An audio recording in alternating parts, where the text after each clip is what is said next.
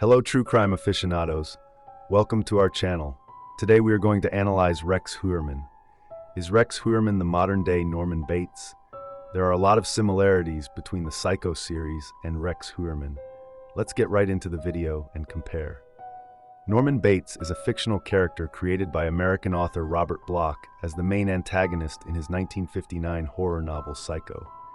He has an alter, mother, who takes on the form of his abusive mother and later victim, Norma, who in his daily life runs the Bates Motel. There is a wide range of assumptions that the character was directly inspired by the Wisconsin murderer Ed Gein, with Psycho being optioned for film adaptation as a direct result of media attention on Gein. Bloch later revealed he was inspired more by the circumstances surrounding Gein's case. The idea that the man next door may be a monster, unsuspected, even in the gossip-ridden microcosm of small-town life. Years later, when the full details of Gein's crimes were revealed, he was struck by how closely the imaginary character he created resembled the real Ed Gein, both in overt act and apparent motivation. Norman Bates overview.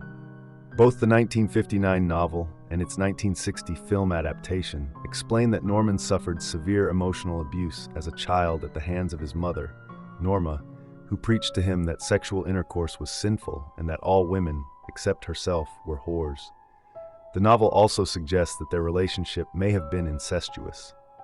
After Norman's father died, Norman and his mother lived alone together as if there was no one else in the world until Norman was a teenager, when his mother met Joe Considine, who she planned to marry. Considine eventually convinced Norma to open a motel. Driven over the edge with jealousy, Norman murdered both of them with strychnine. After committing the murders, Norman forged his mother's suicide note to make it look like she had killed Considine and then herself. After a brief hospitalization for shock, he developed a split personality, assuming his mother's personality to repress his awareness of her death and thus escape the guilt of murdering her. In the novel and movies, he inherited his mother's house where he kept her corpse in the fruit cellar and the motel in the fictional small town of Fairvale, California. Norman's mother personality is as cruel and possessive as the real Norma had been in life, frequently berating Norman and forbidding him to have a life outside of her.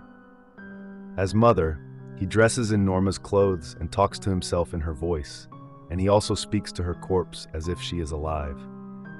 Norman as mother also kills women whom Norman feels attracted to, and anyone else who threatens the illusion of her existence. Norman passes out when mother takes control.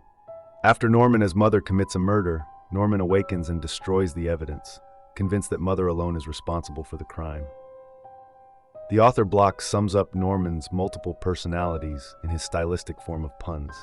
There is Norman, a child needing his mother. Norma, a controlling, mean-spirited parent figure. In Bloch's 1959 novel and the 1960 Hitchcock film, Marion Crane, a young woman on the run after stealing money from her employer, checks into the motel one night. Norman is smitten with her and shyly asks her to have dinner with him in the house. His alter mother flies into a rage and threatens to kill Marion if Norman lets her in the house. Norman defies her and eats dinner with Marion anyway, but lashes out at Marion when she suggests that he institutionalize his mother. When Marion goes to her room to shower, Norman spies on her through a peephole he drilled in the wall. Norman as mother takes control and stabs Marion to death. In the novel, he beheads her. When Norman awakens to discover what he believes his mother has done, he sinks Marion's car with her corpse and the money in the trunk into a nearby swamp. As Norman as mother, days later, he also murders Milton Arbogast, a private detective hired by Marion's employer. Norman is finally caught when Marion's sister Lila and her boyfriend, Sam Loomis, arrive at the motel looking for her. When Norman figures out what they want, he knocks Sam out and goes running after Lila, who has reached the house and found Mrs. Bates's corpse. Norman attacks her as mother, but Sam, after coming to, overpowers Norman, and Norman is finally arrested for murdering Marion and two other missing women. Norman is declared insane and sent to an institution where mother takes complete and permanent control of his mind, and he becomes his mother. Now we go to Rex Heuermann. Heuermann is an architect and has lived much of his life in Massapequa Park on the south shore of Long Island. In high school, some of his former classmates say he was an awkward loner who really scared his peers and got picked on a lot. Berner High School graduate John Parisi said, "I was really scared of him. He was the type of guy, if he snapped, he could really hurt you. He was disillusioned, and he was misguided. You had to be very careful." Parisi continued, adding that the gangly adolescent was everybody's punching bag. He got picked on a lot. He would take it and walk away. "I've seen him pushed to his limit," Parisi recalled.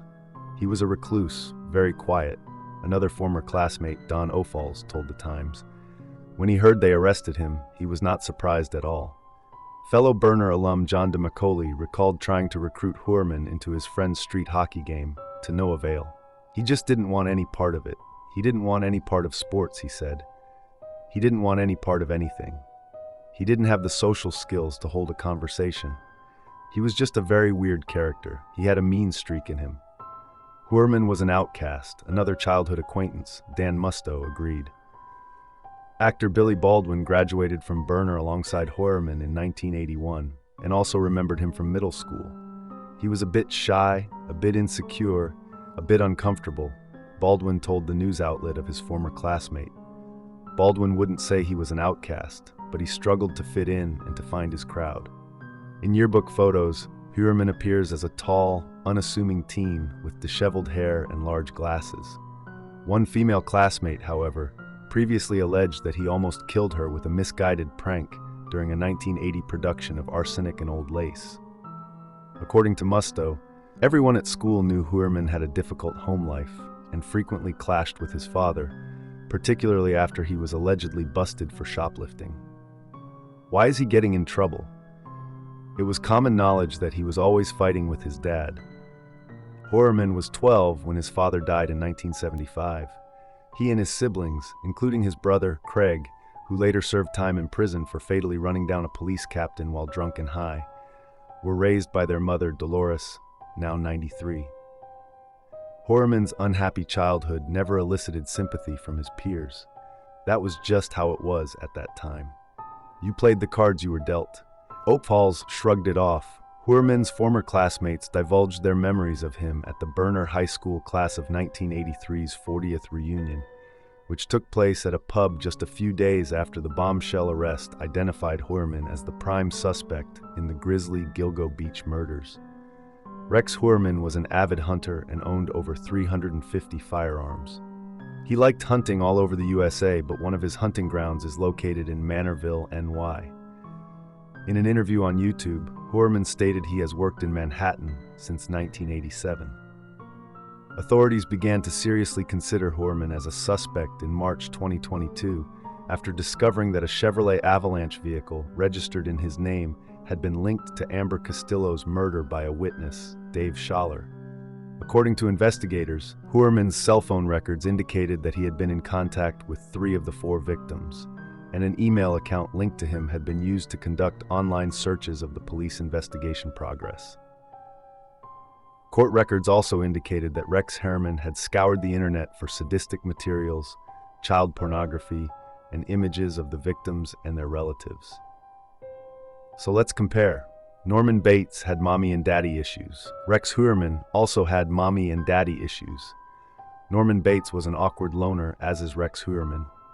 Both Norman Bates and Rex Heuermann had an abusive childhood. Norman Bates used his motel for his murders. Rex Heuermann used his basement as the Bates Motel. Norman Bates decapitated his victims and buried them at secluded beaches and wooded areas. Rex Heuermann allegedly did the same. What are your thoughts? Please let us know in the comments what you think. Please don't forget to hit the like and subscribe button. Until next time, stay safe and stay aware. Thank you for your support.